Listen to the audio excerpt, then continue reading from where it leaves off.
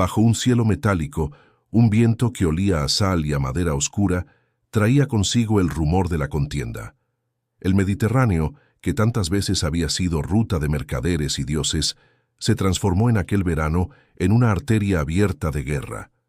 No era una refriega cualquiera, era la primera guerra púnica, el choque que decidiría quién dominaría las rutas, los puertos y el destino del comercio en la cuenca. Allí, frente al promontorio que los antiguos llamarían Ecnomo, dos mundos se miraron a los ojos. La República Romana, forjada para la lucha en tierra, decidida a llevar su estandarte a las playas africanas, y Cartago, señora del remo, con el mar en sus venas y la maniobra en los huesos. El tablero estaba puesto, y en su centro latía una apuesta histórica. Roma, con su disciplina, llevaba un invento nuevo que pretendía convertir la mar en teatro de su infantería. La tensión se cortaba con cuchillo, cada remero tensaba su brazo con la fatiga de la promesa, cada vela tensaba su paño con la esperanza de supervivencia o gloria. Allí, en el horizonte, se iba a escribir una página que resonaría por siglos. Cartago llegó a Ecnomo, como quien entra en su templo, confiada, precisa, con quinquerremes que respondían a cada orden de timón, como si fueran extensiones del pensamiento de sus capitanes. Sus buques eran instrumentos afinados para la velocidad, forjados para virar, golpear con la quilla y desaparecer en la bruma antes de que el rival pudiera recomponerse. En sus cubiertas viajaban maestros del remo, timoneles con la vista entrenada en corrientes y mares traicioneros, y oficiales que sabían leer la respiración del adversario. Para Cartago el combate ideal era la danza, acercarse apenas, lanzar el golpe del ram y apartarse, no quedarse atrapado en un intercambio de cuerpos donde la ventaja se volvía incierta. Así marchaba la marina cartaginesa, segura de que la maestría de maniobra bastaría para tragarse la osadía romana. Esa certeza era su fortaleza y, como veremos, también su talón de Aquiles frente a la innovación enemiga. Frente al arte cartaginés, Roma no contaba con tradición naval. Tenían en cambio disciplina, legiones curtidas y una capacidad para adaptar la técnica militar a nuevos escenarios. De esa necesidad nació el Corvus, una pasarela de proa que se abatía como la cuchilla de un juramento. Imagina en la proa de una galera una estructura de madera y hierro que se deja caer, que clava un garfio y que, de pronto, convierte dos cubiertas en una sola plaza de combate.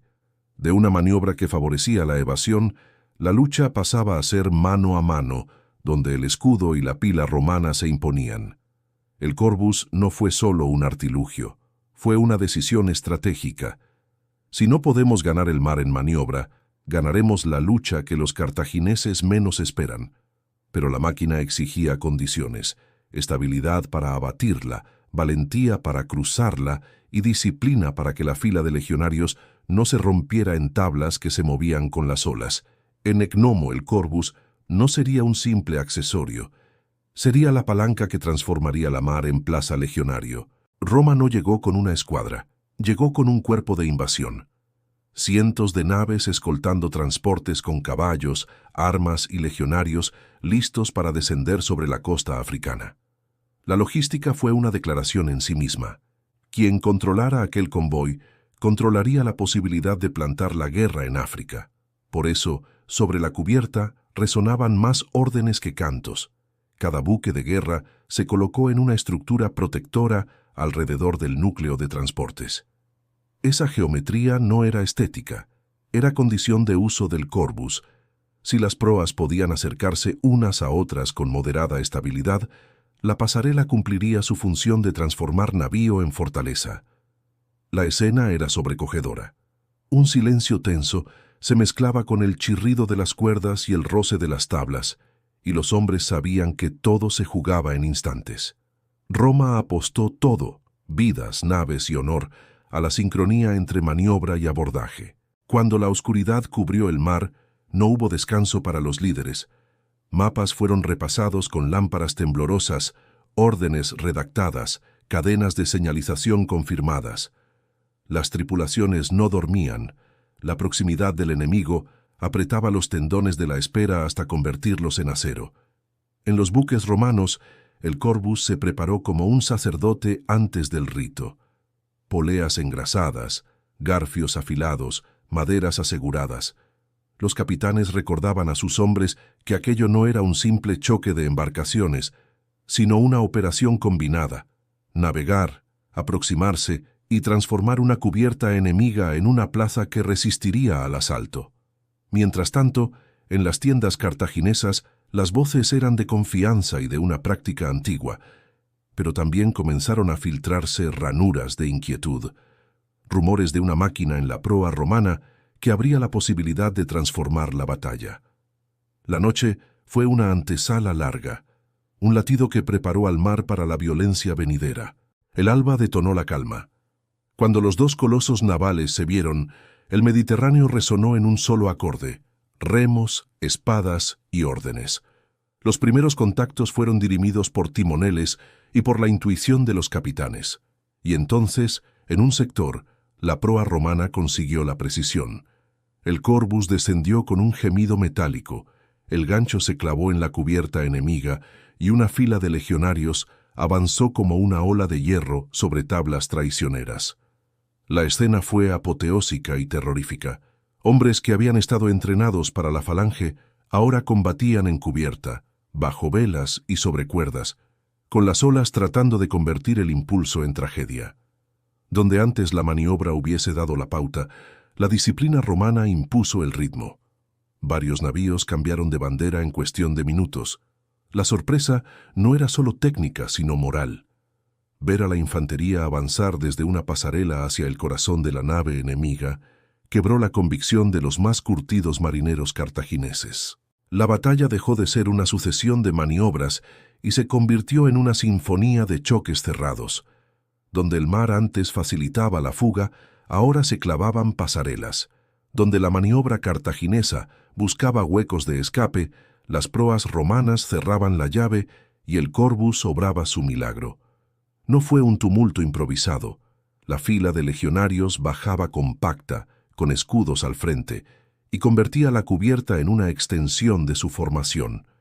Los cartagineses, expertos en reacciones rápidas, se vieron obligados a sostener combates para los que no estaban tan preparados, enfrentarse a escudos y pilas en lugar de esquivar y ram. En una sucesión de frentes, navíos enteros cayeron, capitanes fueron asesinados o tomados prisioneros, y los estandartes cartagineses ondearon por última vez en cubiertas que pasaban a manos enemigas.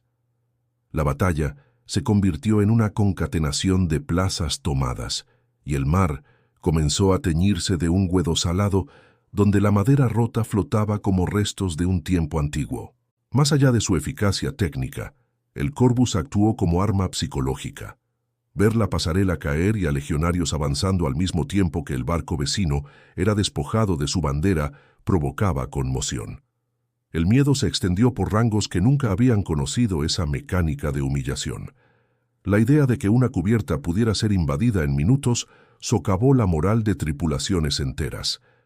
Cronistas posteriores describen momentos en los que no fue tanto la fuerza física, sino el espanto, lo que precipitaría la caída de una columna de barcos.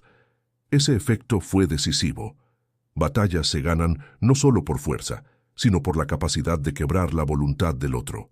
El corbus, por tanto, funcionó como un martillo dual, golpe material y golpe de confianza. A medida que la jornada avanzó, las comunicaciones enemigas se volvieron erráticas. Los capitanes cartagineses, acostumbrados a coordinar maniobras fluidas, vieron cómo sus intentos de reagruparse chocaban contra montones de naves que ya no obedecían el tablero original. Las pérdidas de timoneles, la captura de oficiales y la caída de estandartes provocaron una dislocación del mando. Señales mal interpretadas, órdenes que llegaban tarde, intentos de reorganización que se convertían en estampidas. Frente a ese desorden, la lógica romana, que había previsto la transformación del combate en asalto, pudo explotar cada grieta, empujando hacia adelante a secciones que, antes de la batalla, nunca habrían imaginado tomar la iniciativa en el mar. Cuando la noche comenzó a mirar la escena desde lo alto, La balanza había cambiado visiblemente. Varios sectores habían dado la ventaja. Docenas de naves cartaginesas habían cambiado de bandera o habían sido hundidas. Las columnas de transporte, protegidas por los triunfantes buques romanos, avanzaban hacia la orilla con la posibilidad real de desembarcar. Ese punto de quiebre no fue una anomalía azarosa, fue el resultado de una cadena de condiciones: la geometría del convoy, la habilidad para abatir el Corvus con estabilidad, la disciplina legionaria y la fractura moral enemiga. En pocas horas, aquello que había comenzado como una lucha por la supremacía naval quedó convertido en llave de una operación de alcance continental. Con la flota rival diezmada o dislocada, Roma abrió la siguiente puerta: Aspis. La costa, que semanas antes era una posibilidad, se convirtió en punto de apoyo. Desembarcar no fue un acto triunfal inmediato, sino una operación compleja: asegurar la playa, reorganizar transportes, proteger la cadena de suministro. Sin embargo, lo que había comenzado en Ecnomo ya no era solo naval. La victoria naval había brindado a Roma la posibilidad de proyectar la guerra a la patria de su enemigo. La transición del combate sobre la cubierta al avance en la arena africana fue una de las grandes victorias estratégicas adoptadas por la República. La victoria tuvo precio. Miles de hombres habían muerto o quedado heridos. Centenares de naves estaban astilladas, algunas irreparables. Las cifras exactas discuten a través de crónicas y reconstrucciones, pero la escena tangible es la misma: flotillas con mástiles rotos, estandartes arrancados y playas donde el mar devolvía restos del combate. Para Roma, la cuenta valió la pena estratégicamente, pero nada de ello borró el lamento humano. Cada prenda arrancada, cada casco hundido, era recuerdo de que la audacia viene acompañada siempre de deuda moral y material. Tras la batalla, los comandantes romanos que habían guiado la operación recibieron honores y laureles. Eran héroes moldeados en el fuego del mar. Para los capitanes cartagineses, el camino fue de reproches y reorganización. La pérdida de prestigio naval exigió reformas y cautela futura. En la política de ambos pueblos, Ecnomo dejó huellas. Quienes habían votado o mandado se vieron obligados a revisar sus estrategias, a pensar en nuevas defensas o en nuevas conquistas. En lo inmediato, la balanza política se inclinó en favor de la República, pero siempre a un costo que la memoria registraría con gravedad. Ecnomo no puso fin a Cartago. Tampoco garantizó la conquista absoluta de Roma, pero sí cambió el signo de la guerra. Por primera vez, Roma había probado que la mar podía someterse a su lógica, que la disciplina de la legión, aplicada con ingenio, podía operar en un teatro que no era suyo originalmente.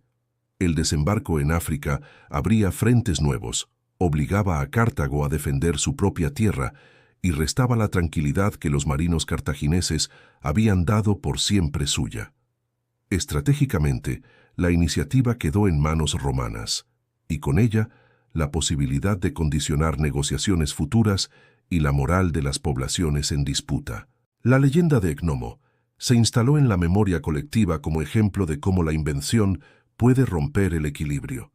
El Corvus quedó en los relatos como símbolo, no solo una máquina, sino la prueba de que una idea puede transformar la manera de pelear.